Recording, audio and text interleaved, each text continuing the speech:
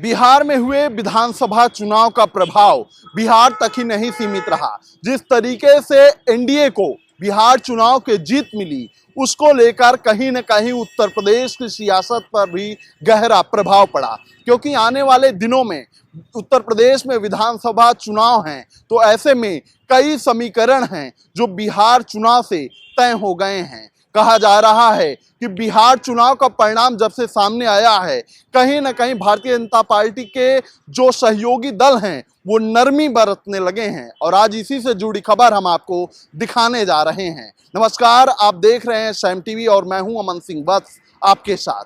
देखिए, खबर निकल के सामने आई है। बिहार विधानसभा के चुनावी नतीजों का यूपी की सियासत पर भी बड़ा असर दिखाई दे रहा है। सत्ताधारी भाजपा सहित सभी दलों का पूरा फोकस अब यूपी पर है। बहुत जल्द संगठन से लेकर सरकार तक बड़े फेरबदल की तैयारी है। नतीजों ने सहयोगी सुभाषपा प्रमुख ओपी राजभर, निषाद पार्टी अध्यक्ष संजय निषाद और अपना दल नेता आशीष पटेल के सुर बदलने के साथ ही अपनों के तीखे तेवर भी ठंडे कर दिए हैं। विपक्षी दल पोसोपेश में हैं। खास बात यह है कि सरदार पटेल की जयंती पर पार्टी की पदयात्रा से कन्नी काट रहे भाजपा विधायक अब नेताओं के कार्यक्रम मांगने की गुहार लगा रहे हैं। मिशन 2027 के लिए बिहार के चुनाव परिणाम ने भाजपा को नई ऑक्सीजन दे दी है। यूपी में इन नतीजों का असर सियासत से लेकर नौकरशाही तक पर है। भाजपा के सहयोगी दल 2027 को लेकर अभी से दबाव बनाने में जुट गए हैं। सुभाषपा प्रमुख ओपी राजभर तो बिहार के चुनाव नतीजों से ठीक पहले तक राजद और तेजस्वी यादव का पलड़ा भारी होने की संभावना जता रहे थे। निषाद पार्टी के मुखिया डॉक्टर संजय निषाद भी आरक्षण सहित विभिन्न मुद्दों पर दबाव बनाने में जुटे थे। अपना दल एस भी कई मुद्दों पर अपनी ही सरकार को असहज कर चुका था।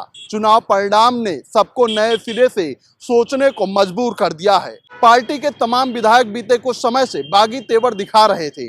पार्टी के अभियान कार्यक्रमों में भी उनकी कोई रुचि नहीं थी। उनके रवैये से प्रदेश नेतृत्व असहज था। कईयों ने टिकट कटने की संभावना के चलते नए घरौंदे की तलाश भी शुरू कर दी थी। मगर 14 नवंबर यानी बिहार में नतीजे आने के बाद ऐसे अधिकांश नेताओं के तेवर ठंडे हो गए। उनकी भागदौड़ घटने से खासतौर से तमाम सपाई भी खुश हैं।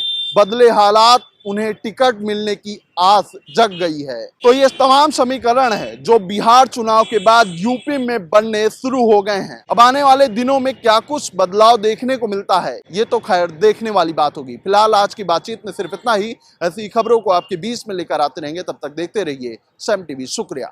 सब्सक्राइब करें साम टीवी, क्योंकि हम आ गए हैं अब आपके बीच। दिखाएंगे सत्ता के वादों और अपराधियों के एक एक कारनामे की हकीकत।